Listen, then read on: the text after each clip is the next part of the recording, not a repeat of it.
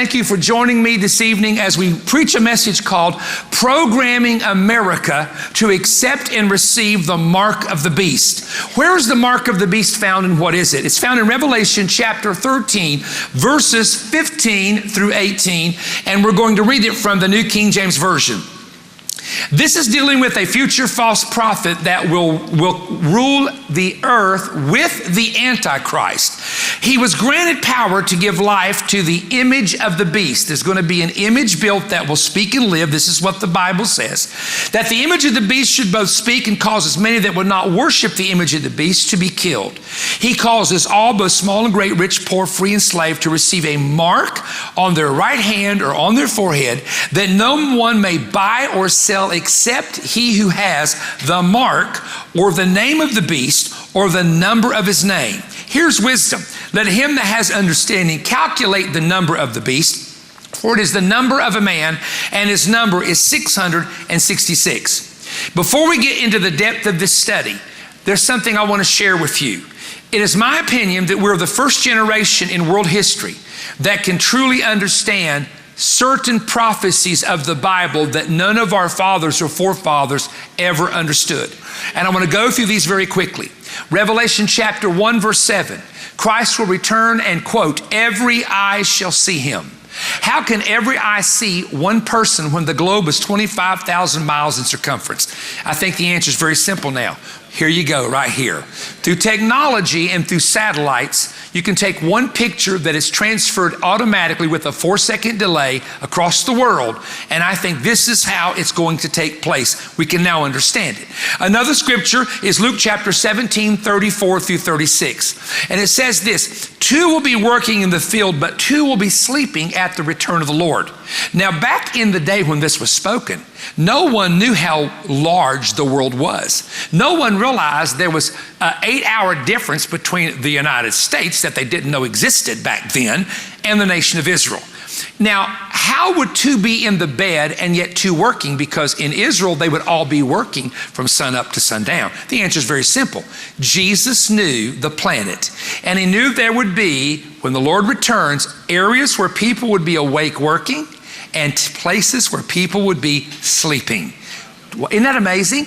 Different time zones. So now we understand that verse. Here's a third verse, Revelation chapter 17 and also chapter 18.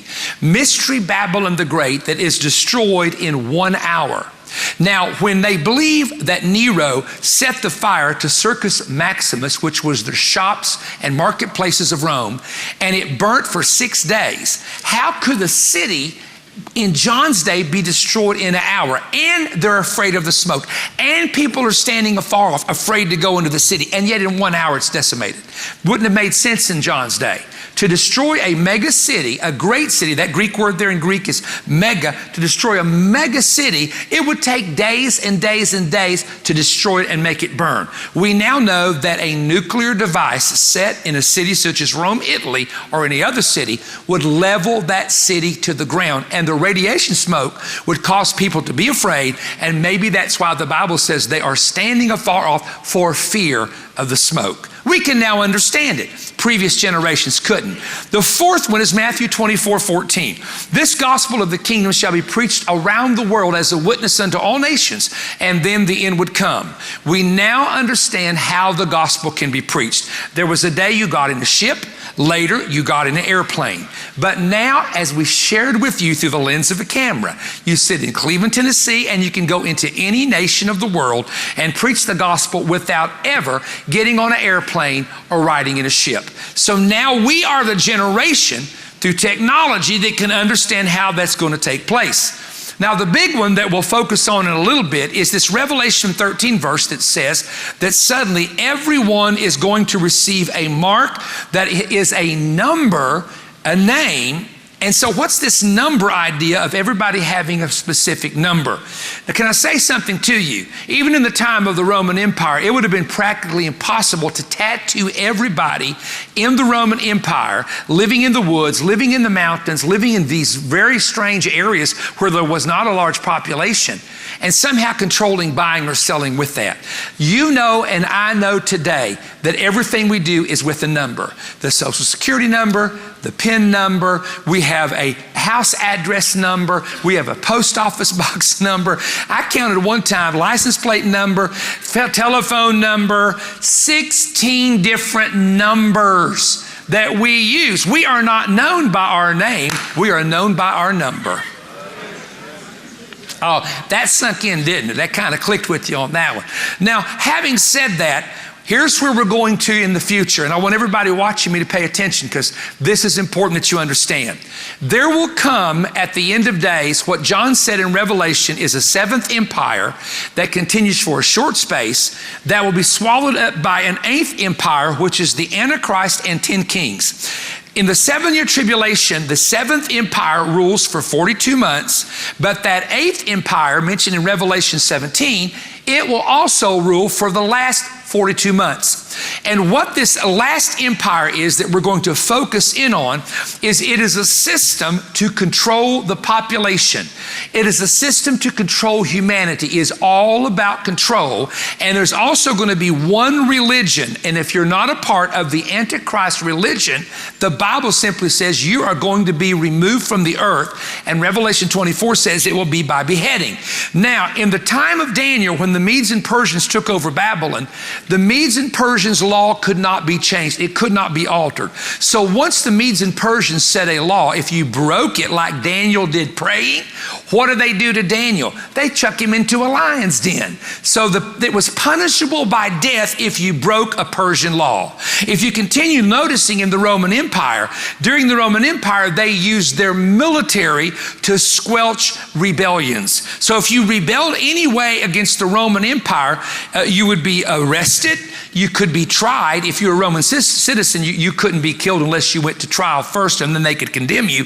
But you could be killed by resisting the officers of the Roman Empire or the Roman soldiers. Number 3, the Nazis marked the Jews with yellow stars. And those were the Jewish people, over 6 million or so, 1.5 million children, the rest were adults, that were taken to the concentration camps, and their lives were taken prematurely by Hitler and the Nazis and the Third Reich. Once again, I want you to notice what's happening here. It's controlling a population. It's determining what to do with that population. It's determining how to eliminate that population. And we've seen this in the world. We can tell you that under communism for 70 years, tens of millions of people, not thousands, millions, face death, face starvation, face jail time, face torture, and face persecution in most of the communist nations, especially if they found out that you were a Christian. Today, one of the biggest persecutors, and they don't like for you to talk about this or expose it, you just do your research if you don't believe me, but one of the biggest persecutors that arrests people, tortures people, and sets them up in camps is the nation called China. And if you resist that government, you are in very, very serious problems with them. So there will come a system in which the American people, if we follow the beast system, if we do what the Bible tells us is going to happen at the time of the end, that the great and the small and the free and the bond and the king and the slave, that's everyone, is subject to the system, then we will come to a time, listen carefully, when we have absolutely no personal freedoms whatsoever. Now, we have some call it the American dream, where you work and you save money and you invest in property, and now that is coming under all kinds of regulations. And I'm not going to preach that tonight because that's not where my message is going. But I want you to know what has to be controlled for the beast system to come in. And this is important as Americans, especially those of you that live in America, and even those that live in other countries of the world are probably seeing the same thing. The first thing you have to control is banking. And you have to control who gets the loans and who does not get the loans. Also, the government right now is suppressing the prices of gold and silver. With everything happening, silver should be about $5 to $10 more an ounce. Gold should be about $100 to $200 more an ounce. When you consider 9,000 the ships that are not unloading anything, when you consider the droughts that are happening in the Midwest and 7 states, and when you consider through all the shortages that are out there, but the government is suppressing the gold and silver. Roosevelt actually did a recall during the Great Depression that made it illegal for Americans to own gold and silver. Or you could own $100 worth, but all the rest of it had to be turned into the government. And it was $20 an ounce. And once the government got a hold of it, they jacked the price up to $35 an ounce. And they did it because the American people realized that the currency or the paper money was becoming worthless. And so they started investing in the metals. And that's exactly what's happening in the United States right now. I love coin dealers. I collect things, like many of you do. And I keep up with this quite extensively, so I'm familiar with it. Secondly, now listen carefully. Secondly, there has to be a control of the land and the food supplies of the farmers who are farming the land. Now, one of our speakers shared this with me, and because this will go on television, I'm going to be careful, but he shared with me that a man in his church who has a farmer with thousands of acres received an actual letter from the federal government that said to him, if you choose not to farm your land and plow it under, we will give you $3,000 an acre for not farming the land. Now, here we are with famines in the earth, people starving in Africa, and yet we have entire places. And someone told me, I said, oh yeah, Perry, that's been going on a while, where they're paying farmers not to farm the land. And many of these farmers are saying, that's a deal. I can get more money from them for not farming and not have to work as hard as I would farming. And part of this is all the Green New Deal, because we have to have land that rests, that never can be used. So all of this is connected to that. Number 3, you have to control the water in cities. Now, in some states, because of a certain minnow that's in the streams, they cut off the water to the farmers who need the water to grow crops just to save a minnow. Aren't you glad that we're not living in the days of dinosaurs? Because there are people in certain parts of the United States that will tell us, we know Tyrannosaurus Rex got in your backyard and ate your 2 grandbabies, but we can't kill Tyrannosaurus because he is an endangered species. Phooey on you. Humans need water. Let the fish drown if he has to.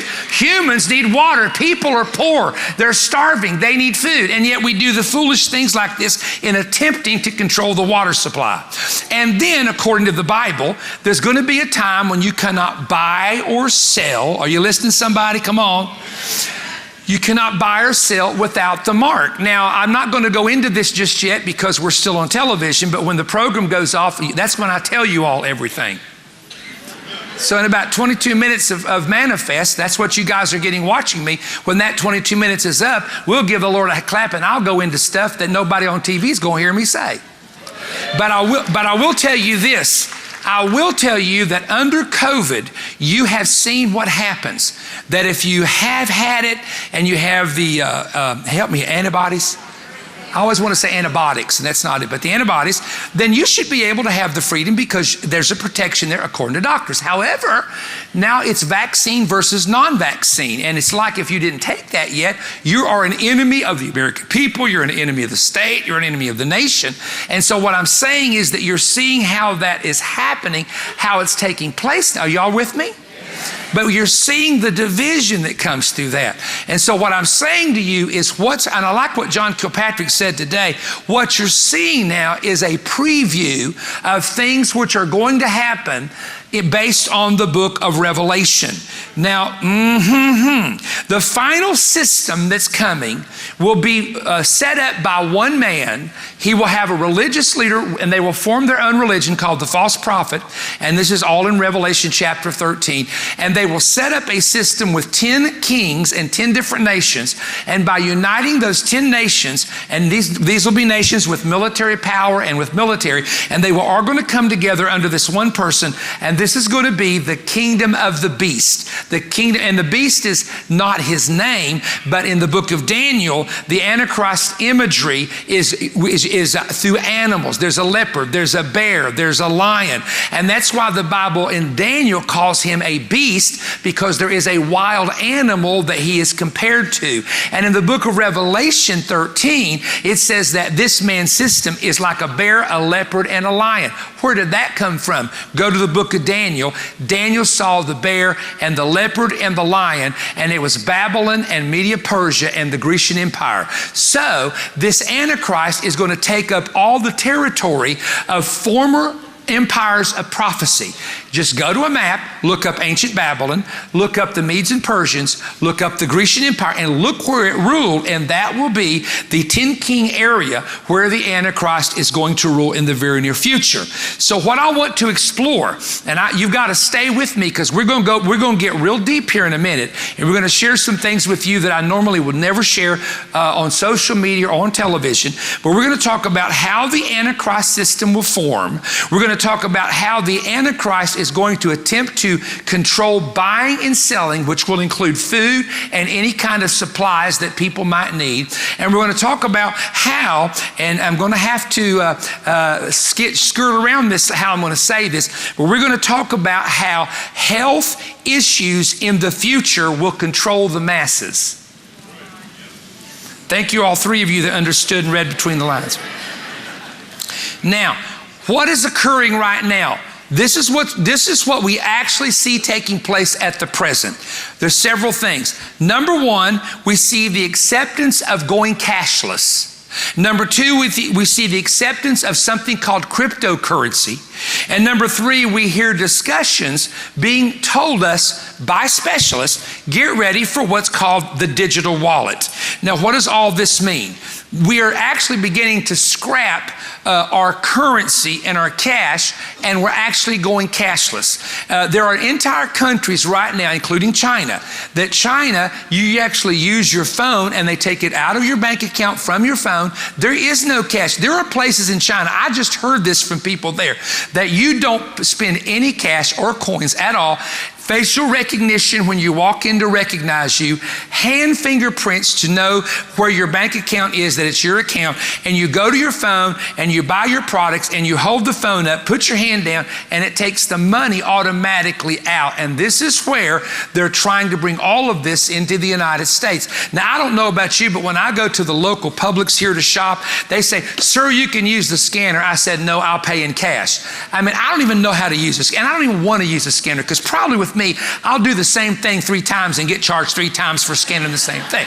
So I don't trust me. It's not that I don't trust the scanner.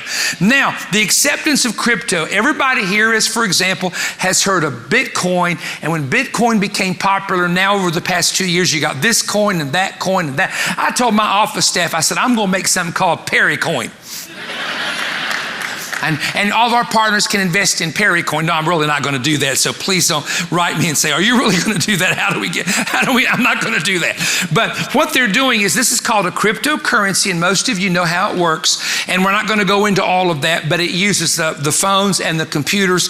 And one of the things about some of the cryptocurrency that is a concern is that the hackers who hacked, for example, recently, they want cryptocurrency, millions of dollars to be put in their accounts, and that way it's not traceable. So there are people in Washington that are talking about, we may need to try to ban, China's already trying to do it because they're coming up with their own, we're going to try to ban cryptocurrency because this is, if we do away with the hackers being able to use it, maybe we can stop the hacking. And so this is how some are thinking about the cryptocurrency. What is the digital wallet? The digital wallet comes through your telephone, in which let's say if you're getting paid, then the secretary, like it's Susan, she would just fill it in to take it right to your bank account, no checks, no going up to the AMT machine, nothing like that, and then it would come to your phone. Now, the problem you have with that is, what if the electricity goes out for a month and you don't have electricity? How are you going to get anything out of the bank? And then what do you do if there's a storm? And a storm can go on for 2 weeks. So there's a lot, and what do you do with hackers that are constantly stealing information? So all of these presents problems in the very near future. Now, I'm going to share with you, because we're going to wait till we come off the air with the program to go into the controversial part of this. But I want to share with you something, and it's very important you understand this, that there seems to be, in my opinion, forces in the United States that are literally trying to divide this country down the middle. You've always had liberal, conservative, Democrat, Republican, but now it's got deeper than that. Now we've got anti-Christian versus Christian. And some people are trying to take advantage of situations right now simply because they hate Christians, and they think, boy, now we've got an opportunity to kind of shove them aside and show them what we really think. However, listen to me carefully. All through history, there have been times of separation, and I'm going to go through these quickly. The first big split that we find in the New Testament was in the early church over circumcision. The Jews thought that the Gentiles must be circumcised to be in covenant, but the Gentiles said, no, that's just a Jewish thing. And it literally almost split the church right down the middle. And finally, they had a big meeting in Jerusalem that the Gentiles were not under the obligation to follow the traditions or customs that the Jews were, but the Jews could do that if they wished. So they finally settled it, but there was this huge split. There was another split during the Roman Empire.